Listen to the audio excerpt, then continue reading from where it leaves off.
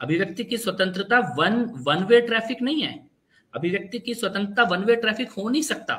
और मैं फिर कहता हूं श्वेता जी, वीरदास ने बहुत आराम से बोल दिया कि दिन में लोग कन्या का पूजन करते हैं और रात में गैंगरेप करते हैं। क्या वीरदास ये बात बोल सकते हैं कि दिन में 5 बार नमाज पढ़ते हैं और रात में बलात्कार करते हैं? क्या वीरदास ये बात बोल सकते हैं कि दिन में रोजा रखते हैं और रात में छोटी बच्चियों के साथ बलात्कार और रेप किया जाता है?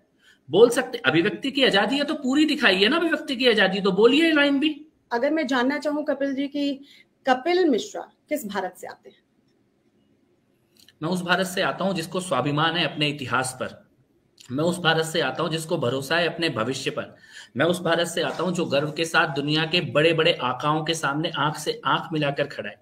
मैं उस भारत से आता हूं जिसमें अपने मन में कोई हीनता की भावना नहीं है। मैं उस भारत से आता हूं जो अपनी धार्मिक आस्थाओं, धार्मिक परंपराओं, धार्मिक विश्वासों, प्राचीन संस्कृति के साथ साथ आधुनिक विज्ञान को कंधे से कंधा मिलाकर और हाथ में हाथ थाम के दुनिया का अग्रणी देश बनने की तरफ, मिलिट्री के तौर पर, इकोनॉमी के तौर पर, शिक्षा के तौर पर और अध्यात्म के तौर पर। मैं उस भारत से आता हूं जो दोबारा दुनिया को योग दे रहा है। मैं उस भारत से आता हूं जो दोबारा दुनिया को कोरोना से लड़ने की भी शक्ति दे रहा है, साइंस रिसर्च में भी सबसे आगे आके खड़ा हुआ है। मैं उस भारत से आता हूं जिसने अपने देश में वैक्सीन दी तो गरीब देशों में भी फ्री में वैक्सीन पहुंचाने आज दान लेने वाला नहीं, दान देने वाला जो भारत है, मैं उस भारत से आता हूं। और मैं उस भारत से आता हूं जिस भारत को अपने आप पर भरोसा है।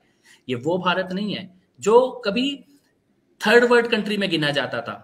आज हमारे देश का जो नेतृत्व करता है वो फर्स्ट वर्ल्ड नेशन के साथ खड़े होके पूरे विश्व का भविष्य निर्धारित करने वालों में से एक है।